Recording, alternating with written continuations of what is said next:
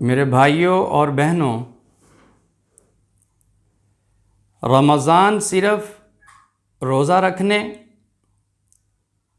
और तरावी पढ़ने की हद तक महदूद नहीं होना चाहिए, बल्कि पहले से ही आदमी दो कामों का एहतमाम करे तो ये इंसान की ज़िंदगी में खुशगवार तब्दीली लाने का ज़रिया बन सकता है। दो बातें हैं। एक बात तो ये है कि इस रमज़ान में आदमी इस बात का पुख्ता अज़म करे कि इस पूरे महीने में इंशाअल्लाह कोई गुनाह नहीं करूँगा।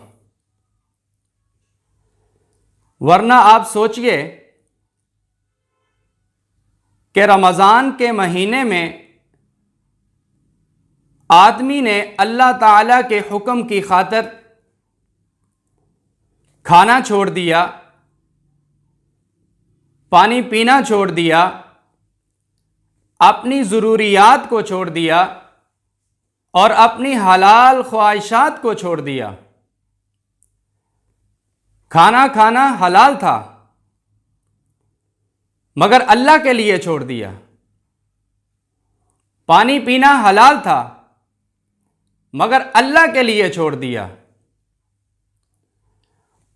और वो चीजें जो हराम थी, रोजे में भी और बगैर रोजे के भी जो चीजें हराम थी, उनको नहीं छोड़ा, तो फिर वो रोजा उसका कैसा होगा?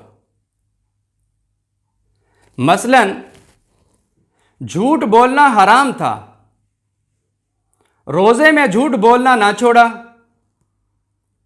गीबत करना हराम था, रोजे में गीबत को ना छोड़ा। किसी नामहरम को लज्जत के इरादे से देखना हराम था, वो ना छोड़ा।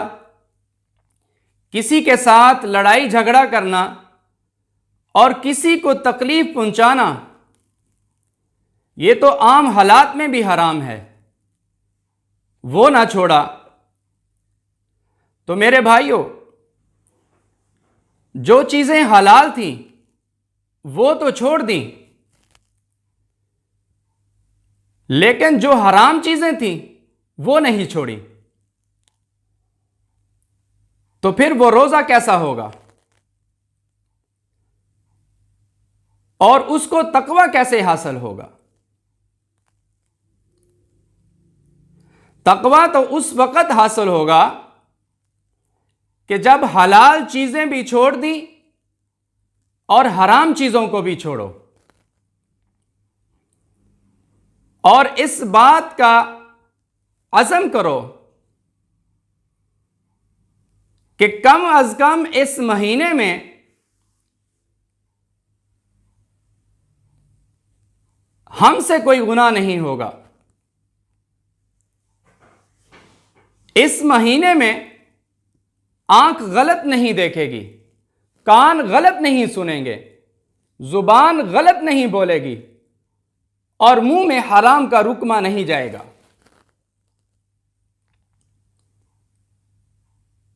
सारा दिन तो रोजा रखा लेकिन अफ्तार किया हराम गजा से, हराम की कमाई से। किसी को धोखा देकर जो दौलत हासिल की जो कि हराम थी, सूद की कमाई से जो दौलत हासिल की वो भी हराम थी। सारा दिन तो रोजा रखा लेकिन अफ्तार किया हराम से। तो मेरे भाइयों, ये रोजा कैसा होगा? तो उस रोजे से तकवा कैसे हासिल होगा? तो उसके लिए हमें अज़म करना है कि अल्लाह ताला अपने फजल से हमें तौफीक दे कि हमारा ये रमज़ान का महीना ऐसा गुजरे कि इस महीने में कोई भी गुनाह ना हो। अल्लाह ताला हम सब को इस बात की तौफीक अता फरमाए। उसी तरह जैसे प्यास की शिद्दत में हम परहेज करते हैं, शदीद भूख लगी हुई हो तो खाने से परहेज करते हैं, इसी तरह गुनाहों के इर्तिकाब से भी परहेज करके देखो तो फिर हमें और हमारा अल्लाह ताला के साथ ताल्लुक मजबूत होगा। दुआ है कि अल्लाह रब्बुल इज़्ज़त हम सब को गुनाहों से बचने की तौफीक अता फरमाए और हम सब को रमज़ानुल मुबारक का सही मानों में अदब व एहतराम करने की तौफीक अता फरमाए और जितने भी मुसलमान घरों में हस्पतालों में बीमार हैं उन सब को शिफा अता फरमाए। वमा अलैना इल्लल बलागुल मुबीन।